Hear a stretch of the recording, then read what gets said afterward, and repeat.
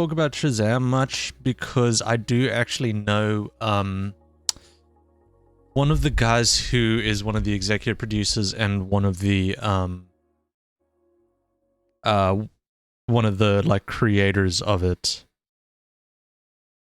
What's it called? Shazam Fury of the Gods. Yeah, I know the fuck is this cost list?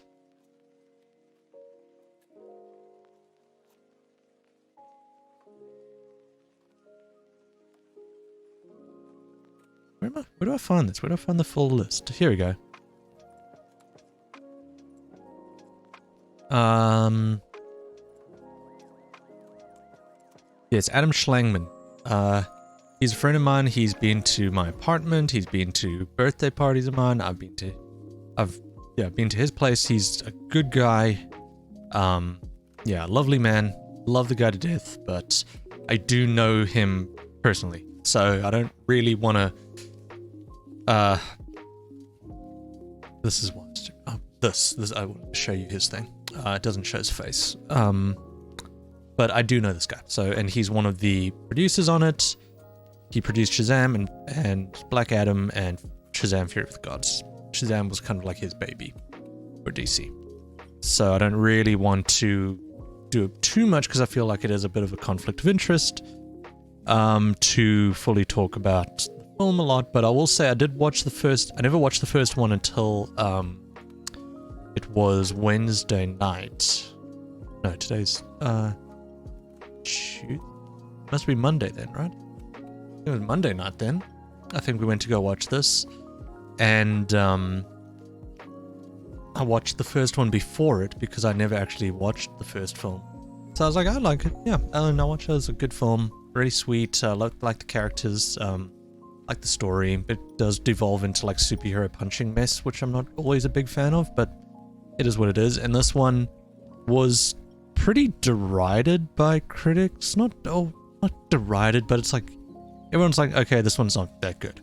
And the box office was terrible, which is, I think, the more interesting part of that. Because people are talking a lot about superhero fatigue. People are talking a lot about DC versus Marvel, but even Ant-Man did really badly on the box office as well. So what can you really say about that in comparison?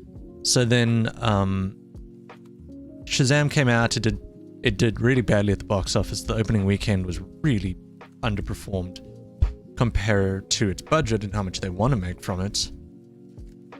But the other thing is, it's kind of weird because they as in Warner Brothers did the big reshuffle recently where they got James Gunn to be the new kind of Kevin Feige. It was him and some other guy are the new Kevin Feige of DC, where they're trying to like fix everything, make it not so disjointed like it is now. But I don't know how they're really going to do that, if they're going to keep the Joker and probably the Robert Pattinson Batman around as well, because those movies were pretty universally liked for the most part. So I would say then, that makes sense why this didn't make a lot of money, because people are like, oh, well, this just doesn't matter then. It's just part of a, it's part of a series that is going to, like, say it's not canon anymore. So who actually cares about what this is? Because it doesn't matter. It doesn't mean anything. So then it came out and we went to go watch it, and we really enjoyed it. I don't think it's any worse than the first one is. It's a fun little inoffensive superhero comic book movie where the big charm is the humor and the likability of the characters. Some of the critiques I did hear about it was that it kind of is like, okay, well, now what kind of a thing, because the first Shazam, the whole point was this is him learning how to become a superhero, but also how to still be a kid. He has to navigate that because he's still just mentally, what was he, like 14-year-old, 15-year-old in that. So yeah, it makes sense. And I think Zachary Levi did a really good job. He's really funny in it. So then the second one was like, okay, well, he figured it out in the first one. Now what? What do you say next? And I think the movie doesn't really justify its existence in that manner because it's much more very loose. It doesn't really seem to be very directionless. It's kind of just like the new supervillain of the week kind of mold that a lot of these movies fall into, which is not that bad, but it just kind of feels like nothing matters that much. You know, it's just kind of like, okay, they're going to do this, then they're going to beat the bad guy, and then everything's cool at the end.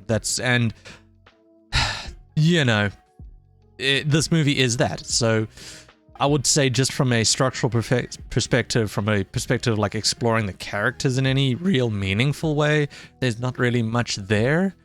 But when it comes down to just pure fun popcorn entertainment, it's fine. I think it's a really cute little fun movie. I think the jokes are funny. It's characters are nice. There's sweet moments. It's a very inoffensively fine, nice blockbuster. I don't think it breaks any kind of mold or any kind of formula, but I had a good time with my friends at the theater. So I'd say if I had to give it a rating, I really want to do it, but like, doesn't really matter. I don't think I'm being dishonest about my intentions, but I would give it a 6 out of 10. I think it's perfectly fine. It's nice.